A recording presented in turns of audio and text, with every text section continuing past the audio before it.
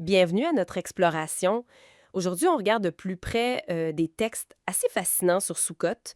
On se base sur Beit Israël International, puis aussi les notes Gadi Ephraim. On a des extraits qui touchent vraiment la dimension spirituelle de Sukkot, les invités célestes, les fameux Ushpizin, puis aussi sa portée universelle. Notre but, c'est de décortiquer comment la fête est vue, pas juste comme un souvenir, mais comme une participation là, active à la rédemption. Fait qu'on commence. OK. Premièrement, la souka. Les sources insistent, hein. C'est pas juste une cabane temporaire. On parle d'un lieu saint. Un point de rencontre genre entre les mondes d'en haut et d'en bas.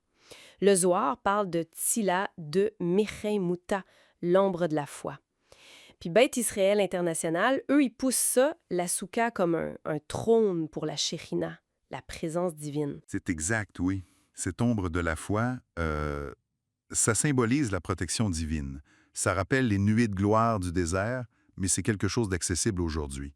Les notes Gadi Ephraim, elles, soulignent que s'asseoir dans la soukha, c'est un acte d'émouna, de foi, de confiance totale en le Créateur.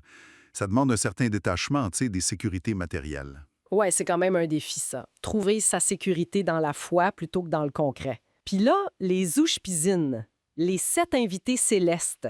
Abraham, Yitzhak, Yaakov, Moshe, Aaron, Joseph et David. Là, ça devient vraiment, vraiment intéressant. Les notes Gadi Ephraim, elles disent quoi là-dessus? C'est pas juste des figures du passé. Exactement. C'est pas juste des personnages historiques. Ils sont décrits comme des participants actifs, des canaux, si on veut, pour des énergies divines spécifiques. Chaque invité est lié à une des 7 séphirotes inférieures. On peut voir ça comme des attributs divins fondamentaux dans le monde. Ça va du Chesed, la bonté d'Abraham, jusqu'au Malkout, la royauté, là, représentée par David. Ah, OK. Donc les accueillir, c'est pas juste symbolique alors. Selon ces textes, non. L'idée, c'est d'internaliser leurs qualités, leurs midot, leurs traits de caractère. On essaie d'intégrer la bonté d'Abraham, la rigueur de Yitzhak, l'harmonie de Yaakov, bien ainsi de suite. Puis l'arrivée de David, le 7e, c'est comme un couronnement. Ça symbolise la restauration de la soukha de David déchu. Puis là, on ne parle pas d'un bâtiment, hein? C'est plus le rétablissement d'un cadre spirituel mondial, d'unité, préparant l'avenue du Mashiach ben David. C'est fascinant, cette mécanique spirituelle-là.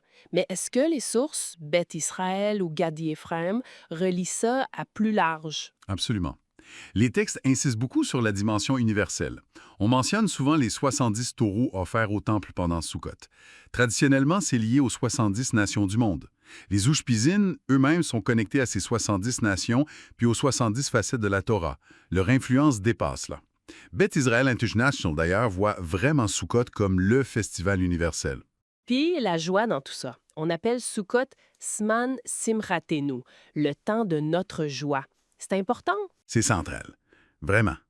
En s'appuyant sur Rambam, Rabbi Nachman, les notes Gadi Ephraim rappellent que cette joie, c'est pas juste une émotion passagère. Non, c'est une énergie spirituelle, très puissante, capable, selon ses enseignements, de briser les barrières de l'exil, d'attirer la lumière de la Géoula, la rédemption finale. Cette joie intense, ça ouvrirait les portes des mondes supérieurs. Le Zohar donne l'exemple de Rav Amnuna Saba. Il accueillait ses hôtes avec une joie immense là, à l'entrée de sa soukha. OK, fait que si on met tout ça ensemble, habiter la soukha, accueillir les Ushpizin avec joie, chercher l'unité, les 4 espèces, tout ça est présenté comme une façon de participer maintenant activement au processus de rédemption. Une genre de répétition générale pour un futur où toutes les nations reconnaîtraient le Créateur. C'est un peu ça la vision qu'Ebay d'Israël International partage, non? Tout à fait. C'est exactement ça. Et ces sources nous laissent avec une réflexion, quand même. Si on vit Sukkot, pas juste comme un souvenir, mais comme une connexion actuelle à un processus cosmique de restauration, d'unité, qui inclut toute l'humanité, comment ça pourrait changer notre façon de voir nos propres rituels? Puis peut-être même notre interconnexion globale au quotidien. C'est une question importante que cette exploration soulève.